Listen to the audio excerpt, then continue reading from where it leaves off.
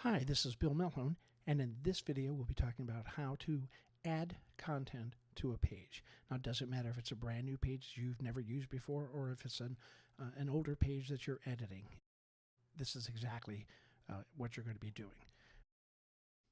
In this lesson, we're going to be talking about creating a new page and adding text to it, and we'll talk about the styles that go on that text.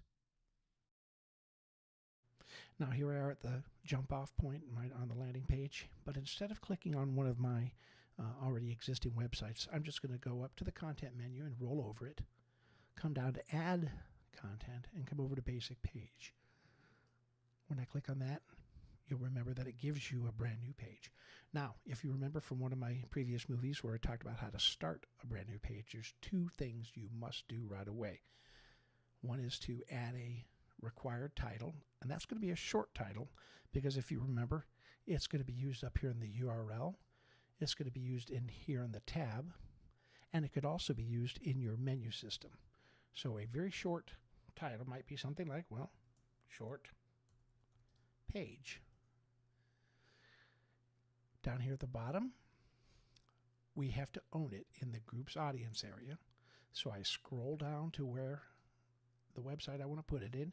Here's technical training. Click on it, and now I own it. Now, those are the two most important things, but there's also something I like to do. I like to go to the revision information, and remember, every time you make a page, it gets placed into the database. Every time you make a change to your page, that also gets put into the database. So every single change you make is logged as a revision. So it's a good habit to get into when you're in the revision log message area to write something to remind you what you've done. Well, I've just created this new. So I'm just going to type in created new. Now I've done the required title. I've owned it, and I've written a revision log message. So I'm going to hit save. And this is what the page looks like once we've saved it. Now up here at the top, you'll see that my required title is now in big orange letters. That's because it is the heading 1 for the page. You only get one heading 1 for the entire page. And we'll talk about that more in a couple minutes. You'll also notice that short page is used in the URL. Short page is also used up here in the tab. And it could be used in the menu system if we decided to. I'm going to go ahead and hit the Edit tab again. Now, short page is great. It's a nice short title. It works fine in the URL and for the tab, but you may want to have something that's a little bit more descriptive. And that goes down here in the alternate page title area. Now, the alternate page title that I could select would be something like a demo page to learn about editing. Now, it's not a real big title, and actually you can type more letters, but you got to remember that you only get 592 pixels in the content area. So you don't want your words to wrap too much. Down here at the past the editing area, you'll see that it talks about a filtered HTML. You're going to want to leave that alone. If you choose plain text, you'll end up getting rid of all the styling that you've done. The page is already owned. Unless you're going to change to one of these websites, just leave it alone. Okay. Now, in the editing area, this is where all the magic happens. This is where you're going to put all your text, all your pictures, all your links. In one of my other movies, I think it's number 7, called CMS, the editing tools, I go into each one of these tools individually. So you want to check that one out. But safe to say, if you run a mouse over any one of these tools, it'll tell you what it is. This one is the insert horizontal line. Now, one that we're going to use a lot today is this one right here called paste as plain text. What I want to do is I want to go get some text for this page. We're going to use some placeholder text from a website that I go to a lot. It's called loremipsum.com. So I'm going to open up a new tab. And I'm going to type in lipsum.com. Now this is a commercial web page you can go to. I've been going to it for years and years and years. As a matter of fact, when I've done any kind of tutorials in the past for some kind of web design or some kind of printed tutorial, something like that, they usually use some kind of placeholder text. It's been used since the 1500s, and there's more information about what it is. And in this case, it's lorem ipsum. And they've got lorem ipsum generators all over the web, but this is just the one I use. What it's going to do is I'm going to put in 5 paragraphs, and I'm going to hit this button, Generate Lorem Ipsum. Now I'm doing this for 2 reasons.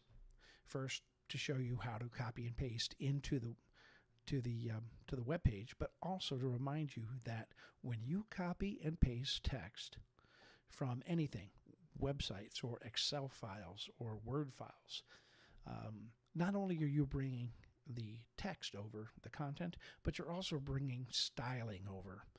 Now, some style is probably going to get wiped out, but you could really cause problems with things like spacing if you just dump the text automatically into it. So I'm going to show you a better way of doing it. It'll save you some headaches in the long run. So just to copy this, that's real simple. You just click and drag up like you've always done. So all of my text is selected right now. So if I do, I'm on a Macintosh, so I'm going to do Command C. But if you're on a PC, you could do Control C, and that puts it all into memory. I'll go back to my editing page. Instead of clicking on the paste button or hitting Command V or Control V, I'm going to hit this button up here that I just mentioned. The paste is plain text. Here is where I'll do the Control or Command V. So here's my Command V. Now you'll notice that I've got all my paragraphs, but everything else has been taken out. Don't worry about all these little underlines. What it's trying to do is tell you that it doesn't understand the words as far as spell checking. Just to ignore that part. So I'm going to click OK, and here's all my text. After you get all your text in, you're going to want to go down and save this page. Because the sad truth is, you could be working on a page for 35 minutes and have it absolutely gorgeous. And if you don't hit save, it's gone forever. So now that it's saved, it gives you a look at what your page is. Everything's wrapping. Doesn't matter how long your sentences are, they wrap. Since I've changed the title, you can see that it's pretty long, not quite wrapping. That's why I'm saying you don't really want to get too many lines in your title. You notice that there is space in between each paragraph. Now, you didn't hit return twice to get that. It happens automatically because the people who produce this website have a built-in style for everything that you post. These are all paragraph text, and they have a specific style. Let's go back into the edit, and we'll talk about that. Now you look here at the very first paragraph. You'll see that above it there's space, but you can't click into it. It will not allow you to go into it. The way this is set up is that this whole sentence has a margin or padding above the text and below the text. This one does too. It has above it and below it, above it and below it. That's one of the ways that you know that you haven't brought in any styling or something like that from any other program. If you just do, if you select all, and that's this button right here, you'll see that it says in your style drop-down, your paragraph format, it says that it's normal. Normal is a style. Normal, just like in Word, is a style. There's a specific font. There's a specific font size. There's amount of space in between each line, like I said, amount of space between each paragraph. And that's one thing I like to do when I first come back after pasting something from some other program, like Word, or in this case, like from that Lipsum website. The first thing I like to do is select all of it and make sure it says normal. Now, right next to it, to the normal, is a very important tool, Remove Format. I like to click that thing too. They've got one of those in Word and Excel and in Access and PowerPoint as well. If you select all the text and hit that button, then you're pretty well sure that there's nothing that made its way in. So that's how to make sure that all of your text is at a basic level before you go ahead and start adding any kind of other formatting. Now, like I said in my other movie about all the different tools here, there's only a few things you can do. Over here on the left, the bold button and the italic button are the only things you could do on a word level or even on a letter level. Everything else is going to be on a paragraph level. Let me show you. Like consecutor, if I click bold and italic, there you go. However, if I just click inside, or even if I select the word, and come up here and try one of these headings, like heading 3, it's all heading. Headings and any of the other styles besides normal are paragraph based. I also want to call your attention, see how the spacing is gone? There's no spacing above. There is spacing below, but not above. I think when you're dealing with this program, one of the most frustrating things is getting the spacing right. You don't want to be adding a bunch of extra returns because it just doesn't look good. Not to mention that it doesn't flow right, especially if you're using a phone or a tablet or something like that. I'm going to go over here. If I hit that remove, see, it doesn't take out that. It doesn't take out the formatting. It just makes sure everything is still heading 3. By the way, sometimes you'll select a heading 3 or 4 or 5, and it will look smaller than other ones. That's because it was copied and pasted incorrectly. So that's what you'll do. Even with the headings, you select the heading and hit the remove format button. But I'm going to set this back to normal. Well, what if I do want to have a page header? Now, we've got a page title already. That's heading 1 and can't be used again. The rest of these headings are for sections. Heading 2 is generally used as the title of this section. Everything in this area here is a section. So I'm going to cut out some text. I don't have to select everything because remember, everything's paragraph, so I just click inside of it. And then I'll do heading 2. All right, so that's the heading for this entire section. Now, perhaps I want to have a few different sections. So this one will be heading 3. This one might be heading 4, or another heading 3, because you can double up on those. As a matter of fact, it makes sense to do that. You can have multiple heading 3s, 4s, and 5s, but they have to flow in order. For instance, maybe I want to do a tiny little section here. And this would be heading 4. So this would be like a subsection heading.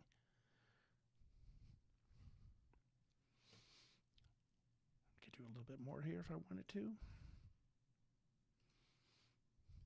There you go. So we've got up here at the top, we've got the page title, we've got the section heading, we've got a subheading section, and then subheading to this subheading. Now here's the thing, is that you don't want to start off with a level 3 and then go to a level 2. You don't want to do that. Let me make it look like that so you can see what I'm saying. Heading 3, heading 2. That's not what you want to do. That doesn't make sense, and especially when this is read by an assistive technology device, headings mean something. They get more emphasis. You want to keep it in order. You can skip heading 2 if you want to. You don't have to use heading 2, but at least use heading 3.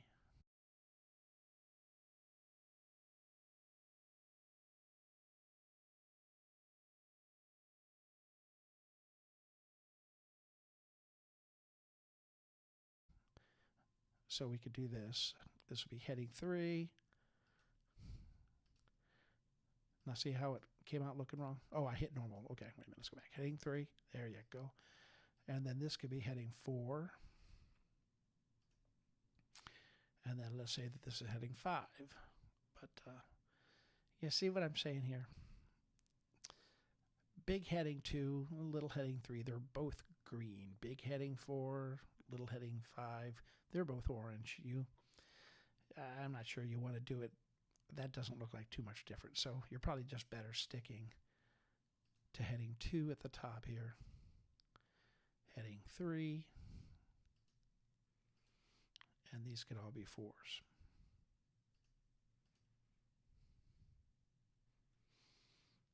Okay, and now look, here's one. This is my opinion. Heading 6. Let's make this heading 6. I'm not excited about using heading 6 because look, you've got a light colored text over a light background. Here, let me save the page so you can get a good look at it. And to me, it doesn't pop as much. And I'll tell you, somebody who has contrast issues with their sight might have a problem with this. Somebody who's blind, it's not going to be a problem at all because that's going to get read to them. But somebody who's got a little contrast issue might have a problem. I'm going to leave that up to you. I just offer it as my opinion. So what we're looking at now is how these headers are used in order. You can skip around, you can double up on them, but you should present them in order. All right, so that's headings.